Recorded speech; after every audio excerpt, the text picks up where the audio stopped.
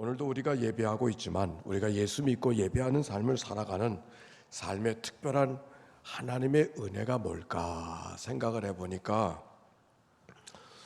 기도할 수 있다고 하는 게 하나님의 은혜 아닌가요? 하나님 앞에 기도할 수 있다고 하는 거. 기도가 없는 사람은 아무도 없을 것 같습니다. 그런데 어떻게 기도하며 살아갈 수 있을까?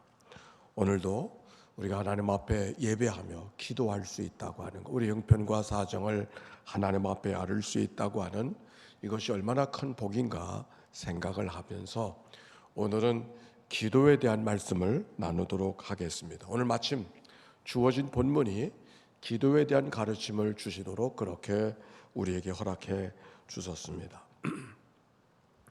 자, 오늘 성경의 말씀에 보니까 예수님이 두로와 시돈 지방에 가셨을 때 있었던 이야기입니다. 거기에서 아주 기구한 운명의 여인을 만납니다. 귀신 들린 딸로 말미암아 고통받는 여인의 이야기죠. 딸이 그러하니 엄마의 삶이 어떻겠습니까? 참 어떻게 내 인생이 이렇게 비참한 인생이 되었나? 내 인생은 이렇게 험담한 인생이 되었는가? 생각하며 백방으로 의사를 찾아보고 노력을 했지만 그러나 방법이 없었습니다. 병세는 가라앉지 않고 딸은 변하지 않고 이걸 어떻게 해야 되는가? 큰 걱정 가운데 있었던 여인입니다. 우리가 요즘에 유명한 대로 레미제라블을 경험하고 있는 여인의 모습인 것이죠. 그런데 마침 그곳에 예수님이 방문하게 되었습니다. 예수님께 이 문제를 들고 찾아가서 호소해 보기로 여인이 결정을 합니다.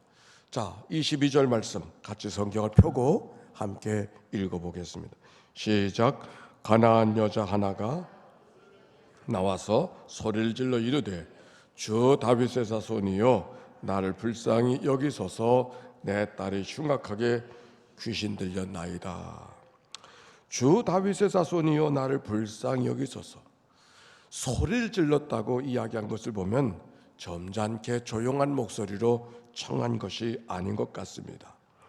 있는 대로 소리를 질러가면서 예수님께 주목을 끌기를 원하는 여인의 마음을 읽을 수 있습니다. 그런데 웬일입니까? 예수님이 한 말씀도 대꾸를 하지 않는 거예요.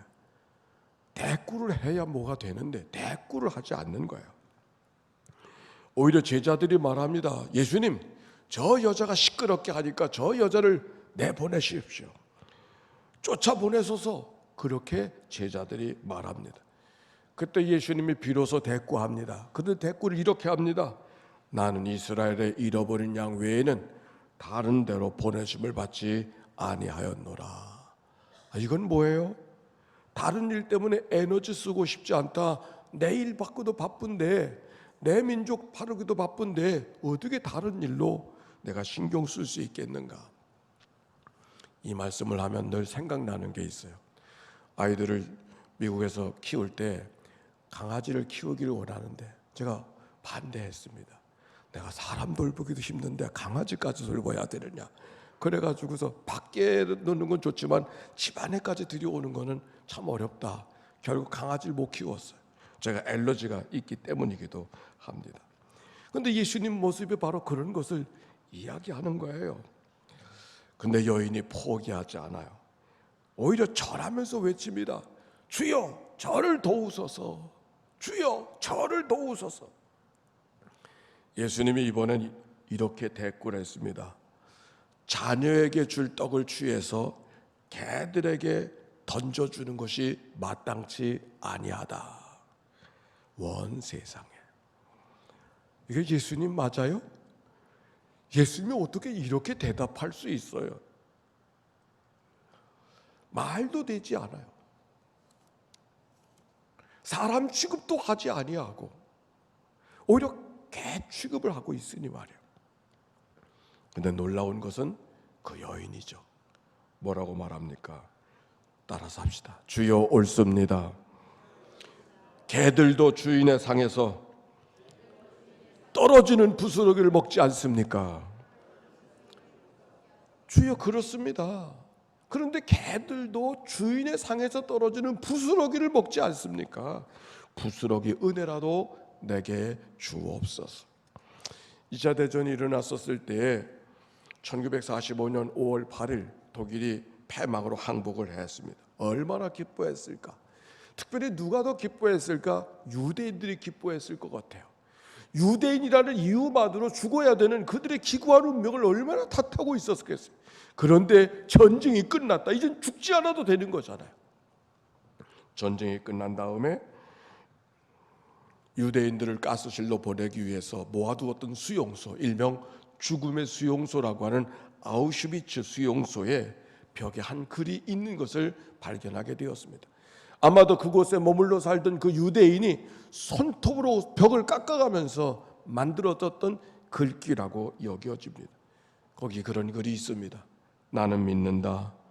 먹구름이 잔뜩 끼어 태양이 보이지 않은 오늘도 나는 구름 저편에 태양이 여전히 빛나고 있음을 나는 믿는다. 죽음이 가득한 한 방에 나가 갇혀 있을지라도 그러나 거기 하나님께 소망이 있음을 기도하는 한 사람의 갈구가 거기 담겨져 있는 것이죠. 오늘 여기 가나안 여인의 마음이 그런 마음이 아니겠어요? 지금 내가 개처럼 사람 대접받지 못하고 있는 한이 있어도 딸의 문제만 해결할 수 있다면 바랄 게 없습니다. 예수님이 그때 이렇게 말합니다. 여인아, 내 믿음이 크도다. 내 소원대로 되리라. 여인아, 내 믿음이 크구나. 내 소원대로 되리라. 오늘 여인을 칭찬하셨던 이 칭찬이 여러분을 향한 하나님의 칭찬이 되기를 바랍니다. 이 말씀이 특별한 것은 우리가 지난주일 말씀을 더 기억하기 때문입니다. 지난주일의 말씀은 베드로는 제자들 가운데 우두머리 같은 제자가 오히려 예수님이 오라고 하는 대로 바다로 갔다가 물에 빠져버렸잖아요. 그러면서 예수님이 뭐라고 말씀하셨습니까? 믿음이 적은 자여 왜 의심하는가? 아니 제자들도 믿음이 적은 자라고 예수님의 핀자를 들었는데 여기 여인은 예수님의 칭찬을 받았어요. 아니 큰 믿음을 가졌다고 칭찬을 받았어요. 도대체 여인이 뭘 했기 때문에 이렇게 칭찬받은 믿음의 사람이 되어줄 수 있었을까? 거기 우리 희망이 있잖아요. 거기 우리 희망이 있는 거죠. 그런데 보니까 성경에 예수님이 이 여인이 한 일이 아무것도 없어요. 뭘 한 게 아니에요. 오히려 난 할 수 있는 게 없습니다. 날 좀 도와주세요. 나는 불쌍한 사람입니다. 날 좀 도와주세요. 내가 이런 걸 했습니다. 저런 걸 했습니다. 내가 이만하면 당신의 은혜를 받을 만하지 않습니까? 이런 게 아니고 난 한 게 아무것도 없습니다. 내가 할 수 있는 일이 아무것도 없습니다. 나는 무익한 종입니다. 그런데 그 여인 아무것도 한 일이 없다고 하는데 내 믿음이 참 크구나. 여러분 이 말씀이 우리의 소망 아닌가요? 우리의 소망이. 사실 오늘 이 말씀이 기독교 2000년 역사 속에 가장 중요한 기도의 전통이 이 말씀 속에 있어요. 우리 개신교회는 말씀을 중심으로 한 교회이기 때문에 기도하는 법을 가르친 적이 없어요. 또 기도하는 전통이 있다고 하는 것조차도 잘 들어본 기억이 없어요. 그러나 말씀의 전통이 있듯이 지나간 2000년 교회 역사 속에 기도하는 법에 대한 전통이 있어요. 그 기도의 전통이 무엇인가? 가장 대표적인 전통이 오늘 말씀이에요. 오늘 여인이 예수님께 구하던 이 말씀이죠. 따라서 합시다. 하나님의 아들 우리 주 예수 그리스도요. 다시 한번 하나님의 아들 우리 주 예수 그리스도요. 나를 불쌍히 여기소서. 이게 기도예요. 하나님의 아들 우리 주 예수 그리스도요. 나를 불쌍히 여기소서.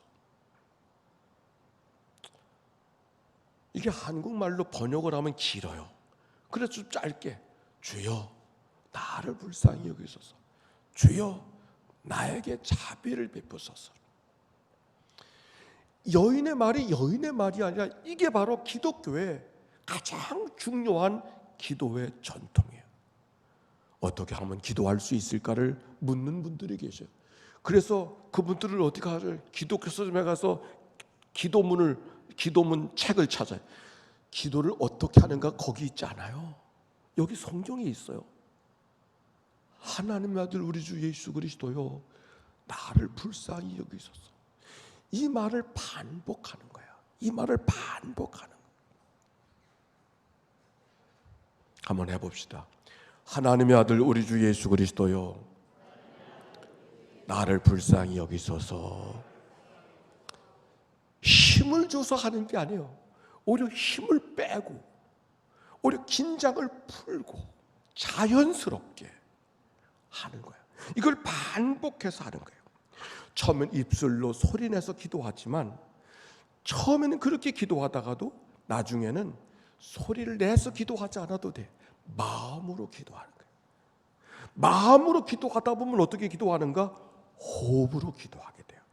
들숨으로 하나님 아들 우리 주 예수 그리스도요, 날숨으로 나를 불쌍히 여기소서. 들숨으로 하나님의 은혜를 받고 날숨으로 내 안에 있는 것을 토해내는 기도를 드리는, 하나님 아들 우리 주 예수 그리스도요, 나를 불쌍히 여기소서. 하나님 아들 우리 주 예수 그리스도요, 나를 불쌍히 여기소서. 하나님의 아들 우리 주 예수 그리스도요, 나를 불쌍히 여기소서. 이게 기도예요. 기도가 복잡하지 않아요. 이 기도가 성경을 보면 얼마나 성경적인 기도인가 하는 것을 우리가 알아야 돼요. 나인성에 들어가셨을 때 나환자 10사람이 다윗의 자손 예수여 우리를 불쌍히 여기소서, 그렇게 기도했잖아요. 소경 바디메오가 지나가시는 예수를 붙들고 다윗의 자손 예수여 나를 불쌍히 여기소서, 그렇게 기도했잖아요. 오늘 여기 성경에도 수로보니게 가나안 여인이 주여 다윗의 자손 예수여 나를 불쌍히 여기소서, 나를 도와주소서. 기도의 말이 복잡하지 않아요. 무슨 미사여구를 도와야 되는 것도 아니에요. 하나님의 아들 예수 그리스도요, 나를 불쌍히 여기소서. 이게 기도야. 이게 기도. 이제는 어떻게 하면 기도해야 되느냐고 묻지 마세요. 여기 성경이 있죠. 가장 성경적인 기도. 그리고 이것은 오늘 이 강단에만 말하는 것이 아니라 지나간 2000년의 역사 속에서 가장 중요한 기도. 그래서 이 기도 이름이 있어요. 따라서 합시다. 예수기도. 예수기도. 이 기도를 예수기도라고 하는 거예요. 예수기도. 이 기도를 할 때 계속 반복하는 기도를 한다 그러면 우리 마음속에 좀 걸리는 말이 있어요. 성경에 보면 예수님께서 중언부언하지 말라 그러는데 자꾸만 이 말만 되풀이하면 어떻게 기도가 되는가? 여러분, 하나님의 아들 우리 예수 그리스도의 기도라는 것은 중언부언하는 게 아니에요. 이 기도는 어떤 기도인가? 예수의 이름을 구하는 기도가 아니라 예수 자신을 구하는 기도예요. 예수님의 마음을 위하는 기도. 우리가 때때로 예수의 이름으로 기도한다는 것과 예수를 구하는 기도는 같은 게 아니에요. 우리는 예수의 이름으로 구하라 그랬을 때 어떤 생각을 하냐면 마치 예수의 이름이 마스터키와 같아가지고 예수의 이름만 부르짖으면 무조건 뭐 안 되는 것 되게 하는, 이거는 성경적 가르침이 아니에요. 하나님의 아들 우리 주 예수 그리스도요, 나를 불쌍히 여기소서는 예수의 이름을 마스터키로 이용하는 그런 기도가 아니고 예수의 마음을, 예수님의 은혜를, 예수님의 능력을, 예수 그 자신을 구하는 기도가 이 기도 속에 있는 것이다.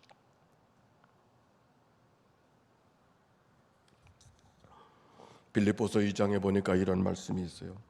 이름으로 하나님이 그를 지극히 높여 모든 이름 위에 뛰어난 이름을 주사 하늘에 있는 것들도 땅에 있는 것들 땅 아래에 있는 것들도 모든 무릎을 예수의 이름 앞에 꿇게 하시고, 모든 것 이름 앞에 뛰어난 이름이 예수의 이름, 바로 그 예수의 이름을 구하는 그런 기도, 바로 그 이름 속에 내가 얼마나 하나님 앞에 연약한 존재인가? 내가 하나님 앞에 얼마나 부끄러운 존재인가? 내가 하나님 앞에 얼마나 연약한 불쌍한 존재인가를 하나님 앞에 기도하는 기도. 그게 바로 예수의 기도. 하나님의 은총을 절대적으로 구하는 기도. 성경에 가장 모형적인 기도 하나가 바리새인과 세리가 성전에 기도하러 갔던 기도가 하나의 기도의 가르침 아닙니까? 바리새인이 기도합니다. 나는 이런 일을 했습니다. 나는 저런 일을 했습니다. 나는 자랑할 것이 많습니다. 적어도 저 세리 같지 않습니다. 이게 바리새인의 기도였어요. 근데 세리는 어떻게 기도합니까? 하나님, 할 수 있는 것을 한 게 아무것도 없습니다. 나는 죄인입니다. 나는 연약합니다. 나는 불쌍한 존재입니다. 가슴만을 치면서 하나님 앞에 기도했을 때 한 일이 많다고 말한 바리새인의 기도가 아니라 여인의 기도를 주님께서 기뻐하시는 말씀이 성경에 있는 이야기죠. 기도는 무엇을 해야 하는 기도가 아니에요. 기도는 무엇을 자랑하는 기도도 아니에요. 기도는 하나님 앞에 자기의 무언가를 뽐내는 기도는 더더욱 아니에요. 기도는 하나님의 은혜를 구하는 기도, 무익한 종임을 깨닫고 하나님의 은총을 절대적으로 구하는 기도. 우리의 신앙이라는 것도 어디에 출발하는가?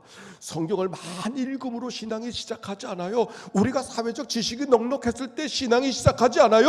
오히려 하나님 앞에 내가 얼마나 연약한 존재인가라고 하는 것을 깨달았을 때 비로소 하나님이 위대해 보이는 것이죠. 하나님께 항복하는 기도. 그래서 하나님의 도움을 간절히 기도하는 기도, 구하는 기도, 여인의 기도예요. 기도가 깊어진다고 하는 것은 오랫동안 기도했기 때문에 기도가 깊어진다, 그럴 수 있어요. 그러나 더 중요한 것은 내가 기도하는 것이 아니라 기도가 나를 끌고 가는 기도가 되었을 때 기도가 깊어지는 거예요. 다시 한번 보세요. 내가 오랫동안 기도했기 때문에 기도가 깊어지는 게 아니고 내가 기도를 시작했지만 내가 이끌어가는 기도가 아니라 하나님이 이끌어 주시는 기도가 되었을 때, 이건 무엇과 같으냐면 두 남녀가 사랑을 하게 되었을 때 의도적으로 사랑의 만남이 시작되어졌지만 어느 순간에는 사랑이 만남을 이끌어가는 그런 만남, 그게 바로 사랑에 빠지는 것이죠. 기도가 깊어진다는 것은 바로 그런 거예요. 내가 하나님을 구하지만 그 어느 순간 하나님이 나를 이끌어 가시는 그 은혜를 내 안에서 경험하게 되어지는 것, 기도가 깊어지는 것이죠.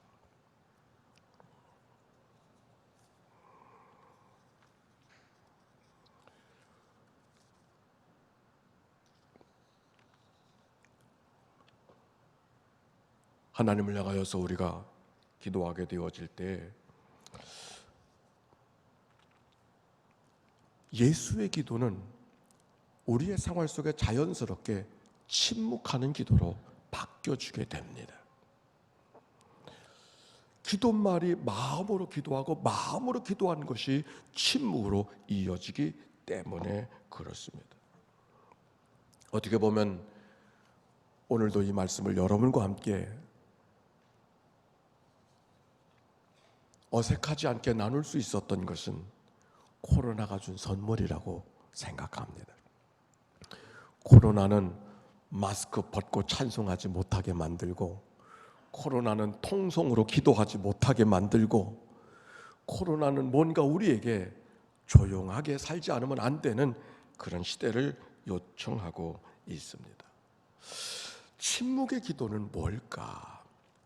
이거는 들음의 기도예요. 침묵의 기도는, 따라서 합시다. 침묵의 기도는 들음의 기도다. 말하는 기도가 아니라 들음의 기도. 내가 말할 때 내가 무엇을 원하는 걸 하나님 앞에 청하지만 들음의 기도는 하나님이 내게 무엇을 원하시는가를 듣는 기도. 침묵의 기도. 우리가 하나님 앞에 기도할 때 호흡으로 기도한다는 것이 왜 중요한가? 하나님을 지금 만날 수 있기 때문에 그렇습니다. 침묵의 기도는 현재 하나님을 경험하는 기도가 되기 때문에 침묵의 기도, 호흡의 기도는 우리에게 소중합니다. 아니 무슨 기도를 하되 호흡에 맞추어 기도? 무슨 기도가 그런 기도가 있어? 아니요. 우리의 호흡이야말로 내 생활 속에서 하나님을 가장 적극적으로 경험하는 자리가 호흡하는 자리죠. 왜? 호흡 없이는 한순간도 살아갈 수 없는 존재인 것을 깨달을 수밖에 없기 때문에 그렇습니다. 하나님이 어디 살아계시냐고 눈을 뜨고 하늘을 쳐다보고 어디 하나님이 있느냐고 묻지만 순간 호흡이 끊어졌을 때 내가 누구인가 아무 의미가 없어져 버려요. 하나님의 살아계심을 가장 뜨겁게 경험하는 자리는 코끝이요. 그래서 기도하는 자리는 늘 코끝을 기억하고 호흡을 기억하고 하나님 앞에 기도하는 거예요. 그러면 질문이 있어요. 지금까지 우리는 소리내서 기도하는 구송기도라고 하는데, 아니 큰 소리로 기도하는 건 통성기도라고 하는데 그건 기도가 아닌가요? 아니요. 통성기도는 통성기도로서의 역할이 있어요. 언제 그 역할이 필요한가? 뭔가 문제를 해결해야 될 때. 부르짖고 싶어 부르짖는 사람이 아무도 없어요. 부르짖을 수밖에 없는 사람이 부르짖는 것이죠. 하나님 앞에 간절히 소리쳐서 말하던 이 가나안 여인처럼 통성으로 하나님 앞에 기도할 수밖에 없을 때가 있어요. 너희는 내게 부르짖으라. 내가 내게 응답하겠고 내가 알지 못하는 큰 일을, 비밀한 일을 보이라고 주님이 말씀해 주신 것이. 또한 하나님의 능력을 경험하게 되어지고 하나님의 은사를 경험하게 되어질 때도 하나님 앞에 간절히 통성으로 기도하는 거 유익한 기도예요. 뿐만 아니라 교회를 공동체로 경험할 때도 통성으로 기도하는 게 얼마나 유익한지 모르겠어요. 그런데 우리의 기도 속에 자기를 깊이 성찰하고 자기의 변화를 위해서 하나님 앞에 기도할 때는 금식을 하며 기도하고 침묵으로 기도하는 것이 얼마나 유익한지 모르겠어요. 우리가 많은 기도를 드리지만 그 많은 기도가 내 기질도 바꾸지 못해요. 내 못난 성격도 바꾸지 못해. 오히려 하나님이 나를 다스려 주셔야 내 삶이 바꿔지는 것이죠. 오늘 성경으로 다시 갑니다. 오늘 한 여인과 예수님의 처절하지만치 예수님의 특별한 대결을 이 말씀 속에 발견해요. 그 여인을 깔아뭉개는 것 같은 예수님의 모습. 아니 어찌 예수님이 그렇게 하실 수가 있을까? 예수님이니까 그렇게 할 수 있지? 그렇지 않아요. 그런데 오늘 성경을 통해 우리에게 중요한 가르침이 이 말씀 속에 담겨 있는 거예요. 만약 여인이 예수님 앞에 구하는 대로 그래 있다 내가 기다리고 있었다, 그리고 예수님이 한마디로 문제를 해결해 주었다고 하면 예수님과 여인은 도움을 주고 도움을 받는 관계 이상은 안 됐을 거예요. 그죠? 예수님은 주술가, 예수님은 어떤 마술가 같은, 마법사 같은 그런 의미 외에는 아무것도 이루어지지 않았을 거예요. 베드로처럼 모든 것을 버려두고 주님을 따를 수 있는 그런 사람이 될 수 있었을까? 주여 나를 떠나소서 나는 죄인으로소이다, 이런 제자의 마음을 그 여인이 가질 수 있었을까? 그렇지 못했을 거예요. 오늘 성경의 말씀을 여러분과 같이 나누게 됐던 동기가 되어지는 책 한 권이 있습니다. 뉴멕시코의 영성가로 유명한 리차드 로우라고 하는 사람이 있습니다. 이 사람이 여러 가지 책을 썼는데 책 제목 가운데 하나가 야생에서 아름다운 어른으로라고 하는 책이었어요. 야생에서 아름다운 어른으로. 뜻밖에도 이 책은 남자들의 영성을 다룬 책이요. 누구의 영성? 남자들의 영성을 다룬 책이었습니다. 거기 그런 얘기를 하고 있습니다. 많은 남자들이, 대다수의 남자들이 몸은 어른이 되어졌지만 마음은 아직 어린아이 같다는 거예요. 성인 아이. 제 얘기가 아니고 리차드 로우의 이야기입니다. 난 이분의 얘기를 들으면서 곧잘 아내들이, 부인들이 우리 집에는 큰 아이가 있고 작은 아이가 있어요. 그 말이 무슨 말인지가 좀 생각이 나더라고요. 리차드 로우가 그렇게 말했어요. 왜 남자들이 성인 아이가 많다고 이야기하는가? 그분의 이야기입니다. 사람이 태어나서 독립해서 살아가면서 어느 순간에 아버지가 되어야 되는데 아버지의 역할을 감당하기 전에 그냥 몸만 아버지가 된 거라. 그래서 아버지 역할을 잘 못한다는 거예요. 사랑할 줄 모르고 자기를 뭔가 나눠줄 줄 모르고 받으려고만 하고 그게 안 되면 폭력이 되어지고 이게 남자들의 모습이라는 거예요. 남들이 뭐 좀 마음 상하게 하는 말들이면 그걸 듣지 못하고 그저 자기 생각대로 내뱉고 치받고 하는 일들이 남자들에게 많다는 거예요. 충동적인 삶. 그게 성인 아이예요. 근데 여자는 어떤가? 이렇게 말해요. 여자들은 몸이 커지면서 생리를 시작을 해서 피를 흘리는 경험을 이미 한다는 거야. 몸의 변화를 경험하는 뿐만 아니라 아기를 갖고 아기를 태어나게 하고 임신하고 아기를 고통을 느끼면서 출산하고 그 아이를 진자리 마른 자리 가리지 않고 길러가는 그 여정 속에 그 가냘픈 여성이 어머니가 된다는 거죠. 희생할 줄 아는 여인, 나눠줄 줄 아는 여인, 자기를 깨뜨릴 줄 아는 삶의 경험이 있기 때문에 아픈 사람, 다른 사람에 대해서 어른의 마음으로 대할 수 있는 게 여성들의 모습이라고 이야기하고 있는 거예요. 결론은 이런 겁니다. 사람이 성장할 때는 성장의 순간을 갖기 위해서는 대결의 순간들을 경험을 해야 되는데 마치 신앙이 성장하기 위해서는 어두운 밤을 경험해야 됐듯이 대결의 순간을 없이 성장을 하게 되어지면 성장이 잘 안 된다는 이야기였습니다. 오늘 여기 성경으로 가보겠습니다. 여기 여인과 예수님, 어찌 보면 모질게 대하는 예수님의 그 대결의 모습이 있지만 이 대결의 모습이 오히려 가난한 여인으로 하여금 믿음이 큰 여인으로 바꿔준 삶의 과정이 되었음을 오늘 성경이 우리에게 이야기해주고 있다는 것이죠. 오히려 예수님이 어떻게 여인을 그렇게 대할 수 있었을까? 아니, 하나님의 사람으로 진정 세워주기 위한 하나님의 또 다른 깊은 마음을 이 말씀 속에 읽어야 된다고 하는 말씀이었습니다. 오늘 기도를 배운다고 했습니다. 어떻게 기도해야 되는가가 전통 속에 있다고 했지만 더 중요한 것은 내가 누구인가를 아는 것입니다.